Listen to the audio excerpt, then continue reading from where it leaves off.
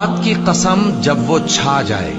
اور دن کی قسم جب وہ روشن ہو جائے، اور اس ذات کی قسم جس نے نر اور مادہ پیدا کیے کہ تم لوگوں کی کوشش طرح طرح کی ہے۔ سو جس نے اللہ کے رستے میں مال دیا اور پرہیزگاری کی اور بہترین بات یعنی کلمہ توحید کو سچ جانا، تو اس کو ہم آسان طریقے کی توفیق دیں گے، اور جس نے بخل کیا اور بے پرواہ بنا رہا اور بہترین بات کو جھوٹ سمجھا، تو ہم اسے رفتہ رفتہ سختی میں پہنچا دیں گے، اور جب وہ دوزخ کے گڑھے میں گرے گا تو اس کا مال اس کے کچھ بھی کام نہ آئے گا۔ یقیناً راہ دکھا دینا ہمارا ذمہ ہے، اور بے شک آخرت اور دنیا ہماری ہی ملکیت ہے۔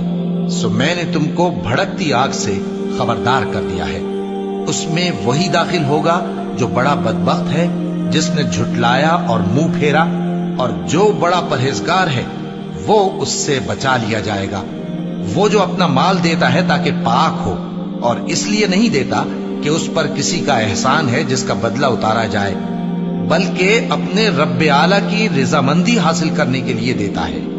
اور وہ عنقریب خوش ہو جائے گا۔